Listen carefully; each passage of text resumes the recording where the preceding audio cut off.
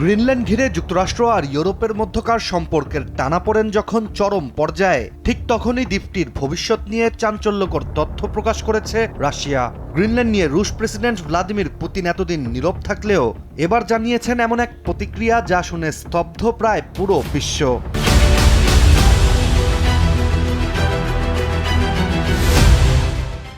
পুতিনের বক্তব্য ওয়াশিংটনকে স্বস্তি দিলেও ইউরোপের কপালে ভাঁজ যেন আরও গভীর করে তুলেছে। এখন প্রশ্ন হচ্ছে, কি এমন বলেছেন ভ্লাদিমির পুতিন?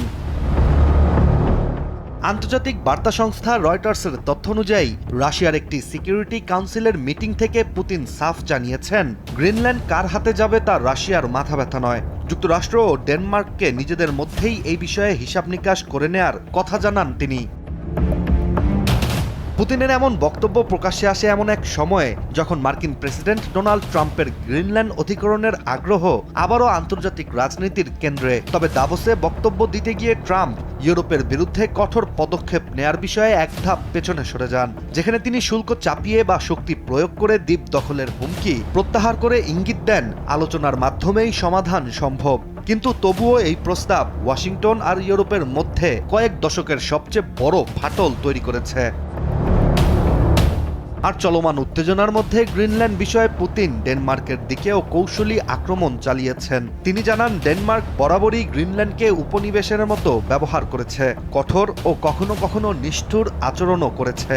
বিশ্লেষকদের মতে পুতিনের এমন মন্তব্য শুধুই ইতিহাস নয়, বরং হতে পারে চাপের রাজনীতিও। এদিকে যুক্তরাষ্ট্রের গ্রিনল্যান্ড দখলের বিষয়ে মস্কো প্রকাশ্যে এতদিন আপত্তি না তুললেও ভেতরে ভেতরে বিষয়টি গভীরভাবে পর্যবেক্ষণ করেছে তারা। আর রাশিয়ার পররাষ্ট্র মন্ত্রণালয় ইতোমধ্যেই মস্কোরও নাকি গ্রিনল্যান্ডে চোখ রয়েছে বলা ট্রাম্পের দাবি নাকচ করেছে। এছাড়া নিজের বক্তব্যে ইতিহাসের কিছু বিষয়ও তুলে ধরেন পুতিন। তিনি জানান, 1867 সালে রাশিয়া যুক্তরাষ্ট্রের কাছে আলাস্কা বিক্রি করেছিল মাত্র $7.2 মিলিয়ন, আর 1917 সালে ডেনমার্কও বিক্রি করেছিল ভার্জিন আইল্যান্ডস। সেই হিসাব ধরেই পুতিন জানান, বর্তমান মুদ্রাস্ফীতি, সোনার দাম আর গ্রিনল্যান্ডের বিশাল আয়তন অনুযায়ী দ্বীপটির বর্তমান দাম হতে পারে প্রায় $1 বিলিয়ন, যা বাংলাদেশি মুদ্রায় 12,000 কোটি টাকারও বেশি। কিন্তু রাশিয়ার এমন মন্তব্যের পরও একটি প্রশ্ন থেকেই যায়, আর্কটিক অঞ্চল যেখানে রাশিয়ার অবস্থান শক্ত, সেখানে গ্রিনল্যান্ড কি সত্যি শুধু দুইটি দেশের মধ্যকার লেনদেনের বিষয়, নাকি এই বরফে ঢাকা দ্বীপই হয়ে উঠবে ভবিষ্যতের বৈশ্বিক শক্তির নতুন এক যুদ্ধক্ষেত্র? ইশতিয়াক হোসেন, দেশ টিভি।